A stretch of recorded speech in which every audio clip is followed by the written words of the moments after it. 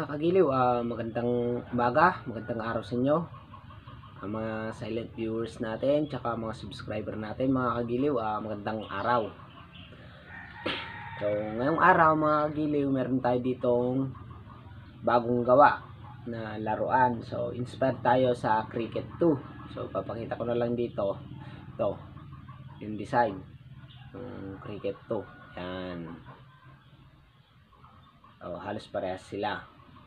So ang pinagkaiba lang mga kagiliw ay eto. Tsaka samahan nyo rin po ako mga kagiliw na pinturahan tong ating bagong laruan. Yan. So ang kukulay nga pala natin mga kagiliw ay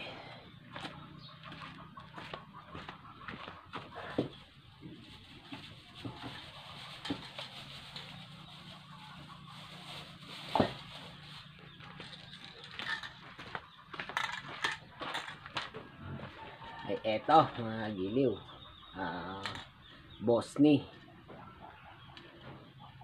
black mga giliw. Tsaka tutukuyin ko rin mga kagiliw yung specs ng ating laruan, kasi dun sa mga nagtatanong sa akin, dito nyo na malalaman at tsaka dito nyo makukuha yung mga sagot mga kagiliw. Dami kasing nagtatanong kung anong haba, ano yung bala, ilang divider, paano nilagay yung pump. So at saka yung mga nagpapagawa din na ay nagre-request din ng mga kagiliw, suppressor. Ayan. Pipinturahan natin to, tapos tutukuyin natin yung specs ng ating laruan, saka na natin isabak mga kagiliw pag meron na tayong time. So ayan, kagiliw. Papakita ko na lang dito mga kagiliw yung Cricket 2 na design na pinagkopyahan ko. So ayun mga kagiliw, umpisa na natin yung pagpipintura dito sa ating laruan. So stay tuned lang at sabayan nyo ako sa pagpipintura.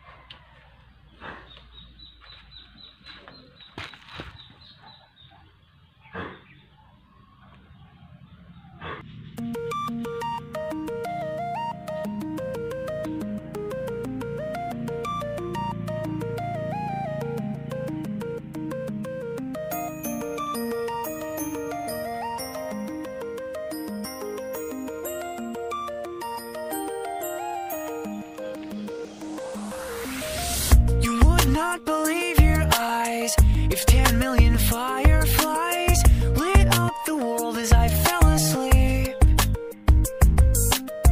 'cause they fill the open air and leave teardrops everywhere. You'd think me rude, but I would just stand and stare. Ayun mga kagiliw, binalot ko na yung cover barrel natin.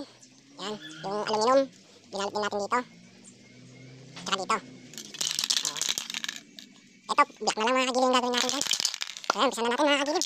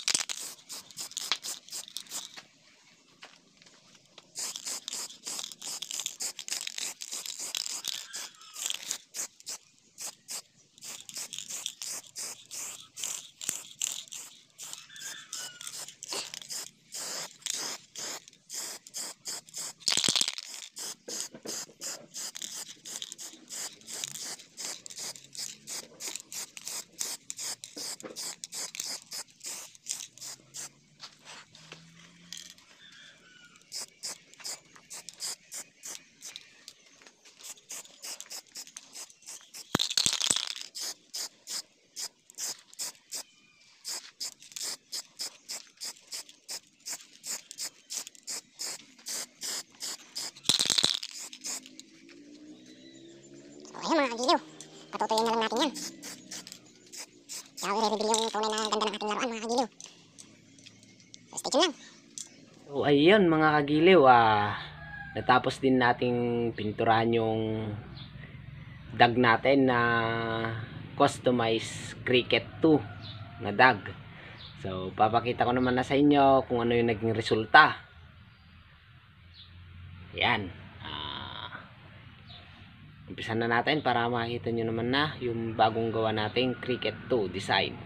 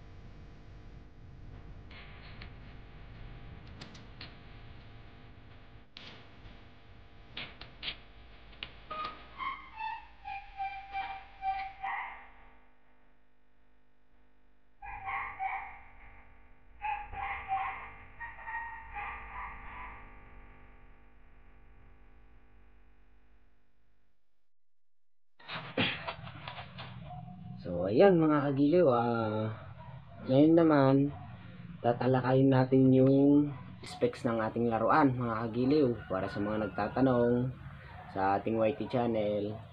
Ngayon masasagot na. So ang scope natin mga kagiliw, yan, ang scope natin mura lang. Tsaka ang pangalan ng ating scope ay RS. So rifle scope po siya. Rifle scope. Tapos sunod mga kagiliw, naka 20mm tayo na railings. Yan mga kagiliw, 20mm railings. Tsaka sa mga nagtatanong kung ilang sukat yung barrel natin, yung inner barrel natin ay 600 mm na 6.5 steel ball. So ayun mga kagiliw, pwede yung 6mm steel ball dito, tsaka mas maganda pag 6mm na 6.5 mm steel ball yung gamitin natin para mas maganda yung patama, hindi mauuna yung hangin. Kaya dapat 6.5 yung magiging bala natin, o di kaya 6.9.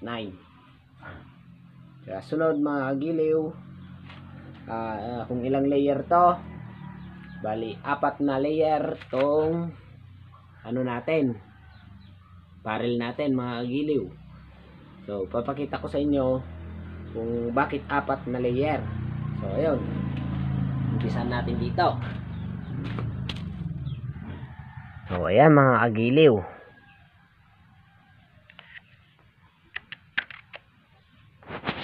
una mga kagiliw ay etong inner barrel natin.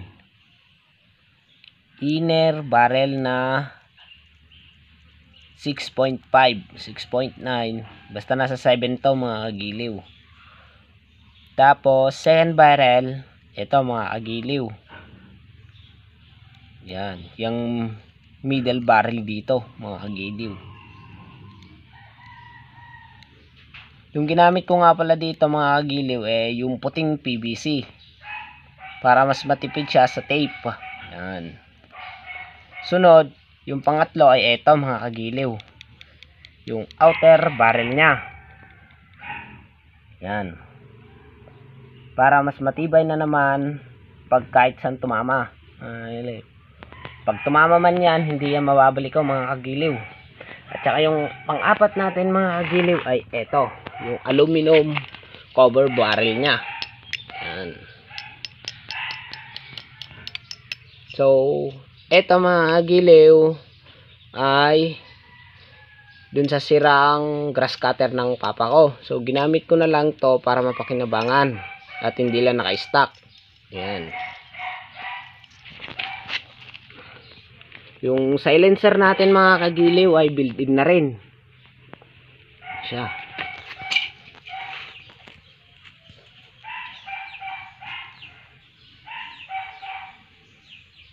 Built-in na rin mga kagiliw yung silencer natin para hindi na natin tinatanggal. Sunod mga kagiliw ay yung tank nya. Ito yung denatured tank nya na may pump na. Ayan. So hindi po butane yung ginagawa ko, kundi denatured lang, pump denatured. Tapos sunod mga kagiliw ay ito.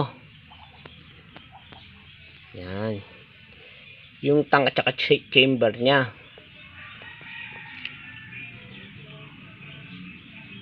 Bali 3 layer to mga kagiliw. Isa dito, yan, isa, dalawa, tsaka tatlo. Yan. Yung pinakagitna nya maliit lang kagiliw. Kumbaga dito kasi dadan yung apoy. Yan. Tapos buburay niya dito, init na lang na hangin yung lalabas. Yan mga kagiliw. Tsaka yung ginamit naman natin ng bat nya mga kagiliw ay kahoy lang din. Kahoy, tsaka kahoy din. Yan.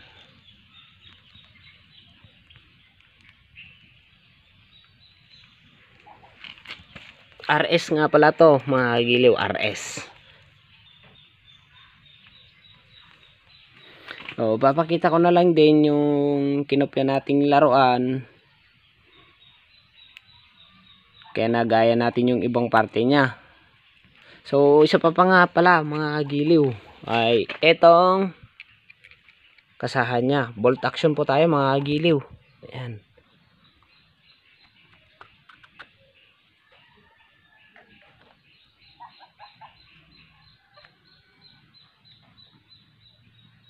Yan pong bolt action natin.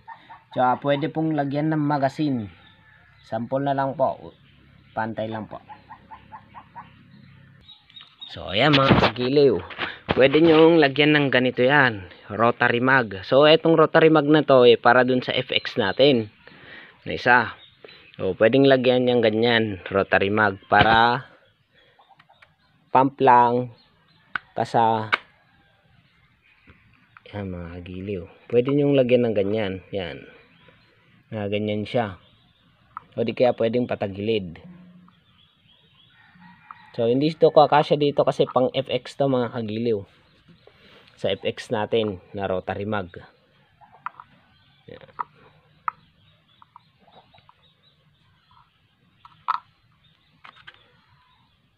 So ayan mga kagiliw, uulitin ko nga pala sa mga nagpapagawa at saka sa mga umo-order, kontakin nyo lang po si Boss Jmar Duklayan sa Messenger. So papakita ko na lang dito yung pangalan niya para i-contact nyo na lang sa Messenger sa mga nag-order sa YT at saka sa Facebook. So maraming salamat po sa mga subscriber natin at saka mga silent viewers. Kung hindi pa po kayo nakasubscribe, humihingi naman po ako ng tulong. Subscribe naman po kayo sa ating channel, comment and like na po kayo, share nyo na rin po kung gusto nyo. So yan mga kagiliw, maraming salamat. Sa susunod ulit na vlog, kita-kits tayo.